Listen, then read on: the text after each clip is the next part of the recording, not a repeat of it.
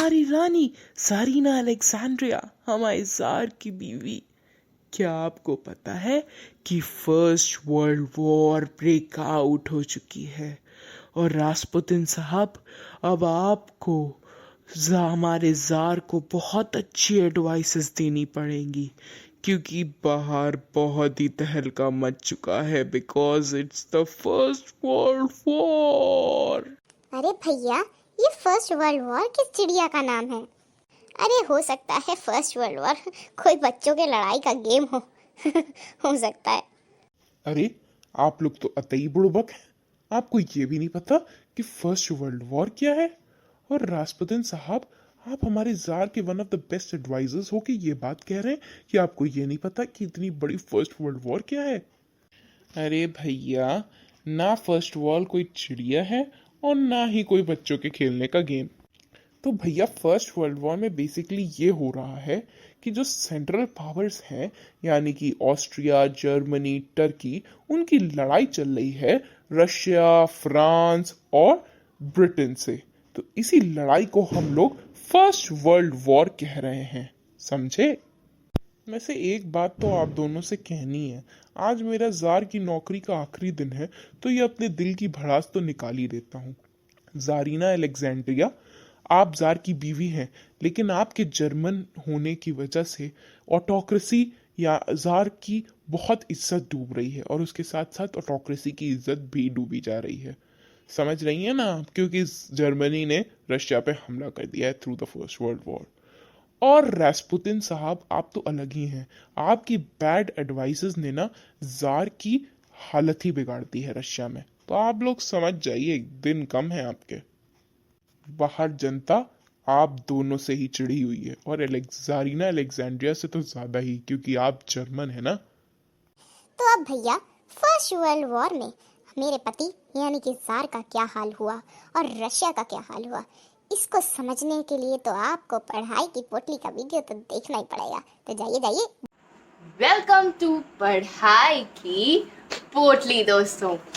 This is the place where we conquer our concept. हाँ, अभी तक सब्सक्राइब नहीं किया? कर देना यार, चल। और सुन, बेल आइकन दबा देना। तो दोस्तों, कैसा लगा एनिमेटेड वीडियो? अब उसमें आपको ये तो समझ में आ गया होगा कि फर्स्ट वर्ल्ड वॉर थी क्या। अगर एनिमेटेड वीडियो नहीं देखा है तो जाके देख के आओ फौरन स्किप मत करना उसको, बहुत अच्छा है उसमें। And I have told about the first world war. तो फर्स्ट वर्ल्ड वॉर के में बेसिकली ये हुआ था, Austria, Germany and Turkey versus France, Russia, Britain. उसको मैंने अच्छे से एक्सप्लेन उधर कर दिया है। अब हम देखते हैं कि फर्स्ट वर्ल्ड वॉर से रशियन एम्पायर पे क्या इफेक्ट हुआ था। Let's go with our story. तो भैया, हुआ ये था कि वार बहुत लंबे समय तक चली थी और इसके टेंशन में जार ने रिफ्यूज कर दिया था to consult main parties in Duma. Tsar ने कह दिया कि हम मेन पार्टीज इन ड्यूमा से नहीं कंसल्ट करके काम करेंगे, जो हमारा मन होगा वो हम करेंगे। इससे जो ड्यूमा वाले लोग थे वो बड़े अपसेट हो गए, ड्यूमा में जो मेन पार्टीज थी। ठीक है, अब भैया वार में एक बंदा जो है जो अगेंस्ट में था वो जर्मनी भी था। तो अब जिससे वार हो रही होती है उसके खिलाफ बहुत सारा गुस्सा होता है जनता में, है ना। तो वैसे ही एंटी जर्मन सेंटिमेंट रैन।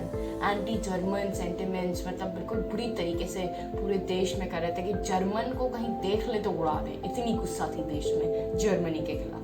तो anti German sentiment ran and इसी की वजह से सेंट पीटर्सबर्ग और मॉस्को दो मेन इंडस्ट्रियल एरिया हैं रशिया के। मैं इससे पहले वीडियोस में बता चुकी हूँ। तो सेंट पीटर्सबर्ग जो नाम है वो एक जर्मन ओरिजिन का नाम है और इस नाम को चेंज करके पेट्रोग्राड रख दिया गया क्योंकि ये जर्मन ओरिजिन का नाम है, इसीलिए इतना गुस्सा था कि इसका नाम चेंज करके पेट्रोग्राड रख दिया। अब जब मैं पेट्रोग्राड बोलूंगी इसका मतलब मैं बोल रही हूँ सेंट पीटर्सबर्ग। अब जारीना अलेक्जेंड्रिया's German origin and poor advisor, especially a monk, Rasputin, made the autocracy unpopular.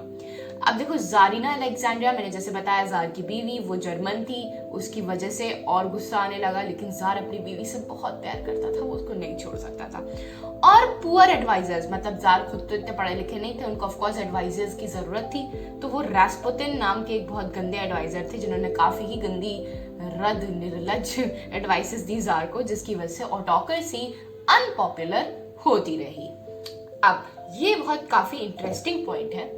तो first world war in the eastern front में, मतलब ईस्ट की साइड जितनी भी कंट्रीज थी, तो ईस्टर्न फ्रंट में फर्स्ट वर्ल्ड वॉर कैसे फाइट की जाती थी? ऐसे ट्रेंचेस में फाइट की जाती थी।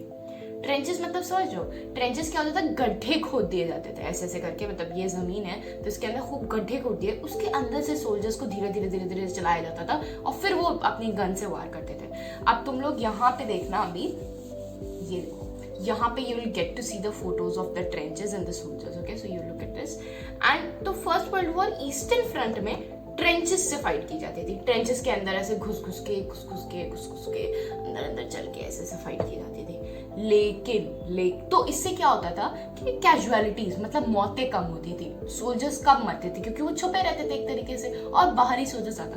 लेकिन first world war in the western front, west में रशिया है, तो समझ लो ये रशिया की बात हो रही है। तो first world war in the western front, soldiers ऐसे पैदल जमीन पे, खुली जमीन पे, देखो खुली जमीन पे ऐसे फाइट करते थे, तो इससे बहुत ज्यादा कैजुअलिटीज होती थी और बहुत ज्यादा डिफीट्स होती थी। जितने सोल्जर्स मारे जाएंगे उतना आदमी वॉर हारता जाएगा, तो उससे बहुत ज्यादा डिफीट्स होती थी। जो डिफीट्स होती थी वो बहुत डिमोरलाइजिंग होती थी कंट्री के लिए भी और सोल्जर्स के लिए भी, तो उससे बहुत बुरा लगता था रशियन पीपल को, क्योंकि वो लोग पैदल लड़ते थे, कोई ट्रेंचेस छुप के नहीं लड़ते थे। ठीक है, अब लार्ज कैजुअलिटीज होती थी इसकी वजह से। अब उसके बाद 1914 और 1960 में Russia lost to both Germany and Austria. Germany ने ऑस्ट्रिया से रशिया हार चुका था। इसकी वजह से 7 मिलियन कैजुअलिटीज हो गई थी। Can you understand? 7 million is a huge number. तो भाई लोग, तो अब हुआ क्या कि रशियन आर्मी ने जब रिट्रीट किया, मैंने अभी बताया आपको कि Russia lost to Austria and Germany. अब क्या हुआ, इन रिटेलिएशन में रशियन आर्मी ने ये किया कि अपनी जगह पे सारे क्रॉप्स एंड बिल्डिंग्स को डिस्ट्रॉय कर दिया, जिसमें एनिमी उनके लैंड में आके ना रह सके, resulting in 3 million refugees in Russia. वैसे ही इतनी हालत बुरी थी, उसके बाद 3 मिलियन रेफ्यूजीज भी होने लगे रशिया के अंदर। इसी की वजह से anti czar sentiments ran all over the country. ठीक है, सबने जार को ब्लेम किया सोल्जर्स की बुरी हालत में, डिफीट की वजह से। डिफीट बहुत ही डिमोरलाइजिंग होता है कंट्री के लिए, डिफीट होना एक दूसरी कंट्री से काफी वो होता है। Soldiers blamed the autocracy for this and soldiers did want to fight the war. So इतनी बुरी हालत हो चुकी थी रशिया की। तो भाई लोग, अभी तक हम लोगों ने देखा impact of first world war on the society of Russia. अब देखते हैं impact of first world war on the industries. अब मैं इतना ये एनसीईआरटी में तुम देखोगे तो एक पूरे पैराग्राफ में है। अब मैं इसको इतना डिसइंटीग्रेट करके इसीलिए बता रही हूँ क्योंकि एग्जाम में आता है 5 मार्क्स का 2 अलग अलग क्वेश्चंस, तो ये लिख देना चुपचाप, ठीक है, आंखें बंद करके नहीं खोल के अपेरेंटली, छोड़ो। तो अगर अभी तक सारे एपिसोड्स नहीं देखे हैं, जाके देख के एपिसोड 1, 2, 3, 4 सब कुछ उसमें बहुत डिटेल से बताया। अब इस पे आ जाओ, ठीक है। तो industries were already race in Russia. मैं ऑलरेडी आप सबको बता चुकी हूँ कि वहां पे ज्यादा लोग एग्रीकल्चर पे डिपेंडेंट थे और इंडस्ट्रीज पहले से ही लेस थी रशिया में। अब German occupation of Baltic Sea led to the cut in industrial supplies. अब बाल्टिक सी क्या है, यहाँ पे आपको एक इमेज आएगी, उसको देखना होगा। एंड सी, उसमें बाल्टिक सी है और उसपे छोटा सा रशिया उसके बगल ही में है। बाल्टिक सी में थोड़ा सा देखोगे तुम तो रशिया का जो इंडस्ट्रियल सप्लाईज थे वो उसी बाल्टिक सी से आते थे। और उसके बाद यहाँ जर्मनी है, तुम देख रहे होगे यहाँ कहीं होगा जर्मनी। एंड जर्मनी ने जब बाल्टिक सी को वो कर लिया, कब्जा कर लिया, तो रशिया के जो थोड़े बहुत सप्लाईज आते थे, इंडस्ट्रियल सप्लाईज बाल्टिक सी से, वो भी बंद हो गए। ठीक है, अब नेक्स्ट पॉइंट है railway lines break down. Railway lines बंद हो गई। industrial disintegration is in a faster way in Russia than anywhere else in Europe. Industrial disintegration, industries जो डिसइंटीग्रेट होने लगी वो सबसे ज्यादा तेजी से रशिया में होने लगी, बाकी सारी यूरोपियन कंट्रीज की रेलवे लाइंस भी ब्रेक डाउन हो गई। अब एबल बॉडीड मेन वो कॉल टू फाइट, बड़े ताजे अच्छे खासे मोटे ताजे लोगों को तो बोल दिया कि भाई आदमियों को तुम जाके फाइट करो, जाके तुम यहाँ नहीं रुको, तुम जाके फाइट करो। लेकिन इसकी वजह से रशिया में लेबर शॉर्टेज होने, अब भाई इतनी तुम्हें पता है लोग सीधे सीधे पैदल चल चल के लड़ रहे थे तो कितनी कैजुअलिटीज हो रही थी, तो लोग जितने भी ठीक ठाक दिखने वाले आदमी थे उनको फोर्सफुली वॉर में भेज रहे थे और इसकी वजह से रशिया के अंदर लेबर शॉर्टेज हो गई। अब जब लेबर शॉर्टेज हो गई तो एसेंशियल, देखो सब इंटरकनेक्टेड है, तो essential supply shops close down, वो सारी शॉप्स क्लोज हो गई। अब large food was sent to feed the enemy. अब भाई ना लेबर है, अब लेबर नहीं है तो शॉप्स क्लोज हो गई एसेंशियल सप्लाई की, यानी एसेंशियल सप्लाईज ब्रेड, दूध, मक्खन, अंडा, एसेंशियल सप्लाईज जो आपको रोज खाते हैं ऑफ कोर्स, तो essential supply shops close and large food was sent to feed the enemy. Enemy लिखा है मैंने, sorry it's not enemy, it's army. Enemy दिमाग में चल रहा है, हाँ आर्मी, वॉर सोचो तो सिर्फ एनिमी दिमाग में आता है, नहीं। तो large food was sent to feed the army, army को फीड करने के लिए बहुत ज्यादा फूड जा रहा था। भाई जब इतना दिन पूरा दिन लड़ेंगे वो लोग तो खाएंगे तो अच्छा ही ना। और इसकी वजह से फूड शॉर्टेज रशिया के अंदर कॉमन पीपल के लिए होने लगी, इसलिए riots were common on bread shops.